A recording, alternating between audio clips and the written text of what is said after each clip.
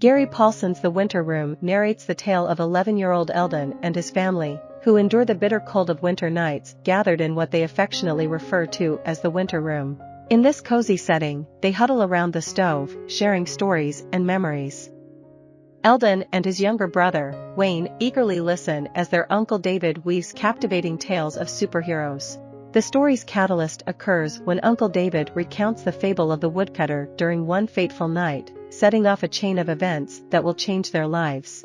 Eldon's family, consisting of 6 members, resides in a 2-story wooden farmhouse nestled on a northern Minnesota farm.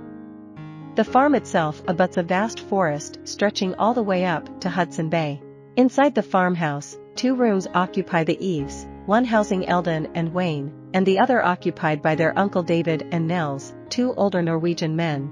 Eldon's parents occupy a downstairs bedroom adjacent to the kitchen, a dining room rarely used, and the living room, adorned with chairs, a sofa, and a wood stove. Fondly known as the winter room, the living room serves as the family's gathering place during the coldest winter nights. The farm, covering 87 cleared acres, supports the family's cultivation of various crops, including corn, oats, barley, wheat, and flax. On the property stand a barn and 2 granaries, structures that have graced the land long before Eldon's family took ownership. Originally acquired by Eldon's grandfather, who migrated from the old country, the farm is also home to cows and 2 workhorses affectionately named Jim and Stacker. Life on the farm revolves around the changing seasons.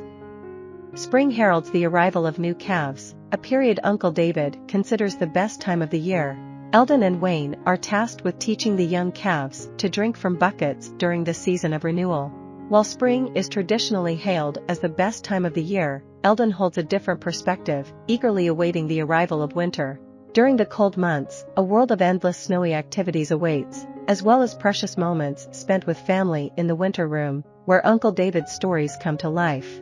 With the first snowfall, Eldon and Wayne embark on a flurry of activities. They construct snow forts, careen down the river hill on grain shovels, and fashion an improvised sled from an old piece of tin roofing, hitching it to Stacker, their trusty workhorse. As daylight wanes and the days grow shorter, the boys return to the warmth of their home, where their father kindles the stove. Gathered in the winter room, the family comes together.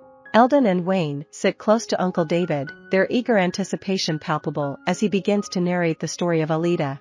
Alida, a woman of striking beauty with eyes as icy as the winter landscape and golden hair neatly braided at the nape of her neck, was once Uncle David's wife in the old country.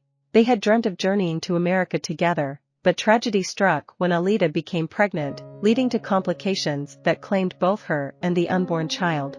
Uncle David was left heartbroken and adrift, grappling with the profound loss. As the tale unfolds, Uncle David's words recount the story of Ord the Terrible, a fearsome Viking who struck dread even into the hearts of his own crewmates during his voyages across the seas. Ord had never shown an inclination toward marriage until he crossed paths with Melina, a woman of remarkable beauty residing in a coastal dwelling. A fateful rivalry for Melina's affections led to a deadly confrontation, with Ord ultimately claiming her as his captive aboard his ship. Bound against her will, Melina awaited her chance for escape, a chance she seized as they neared the shore, plunging herself into the depths of the sea. In his eagerness to pursue her, Ord neglected the weight of his full suit of armor and promptly descended to the ocean's depths, vanishing forever beneath the waves. Another story woven by Uncle David's tales unfolds, featuring Crazy Alan, a man renowned for his love of practical jokes, which ultimately led to his dismissal from his occupation as a woodcutter. As Alan approached the twilight of his years, a mischievous idea took root. He positioned himself on the cabin floor in such a way that his body froze, limbs extended, in a grotesque tableau. When his friend, the foreman, stumbled upon Alan's lifeless form, he faced the perplexing task of widening the cabin door to extract the body, which now lay in an exceedingly awkward posture. Following this evening, Wayne candidly shares his belief with Eldon that Uncle David's stories are fabrications, spun from imagination rather than truth. Overhearing this exchange, Uncle David appears disheartened, and a palpable silence falls over the nightly storytelling sessions.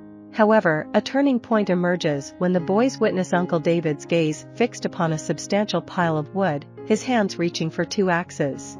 With rapt attention, they observe as Uncle David wields both axes with precision, splitting a colossal log cleanly in two. In that fleeting moment, his youthfulness and skill shine through once more, briefly rekindling the admiration of his audience. I hope you enjoyed this video. Leave a like if you did, and be sure to subscribe. Thank you.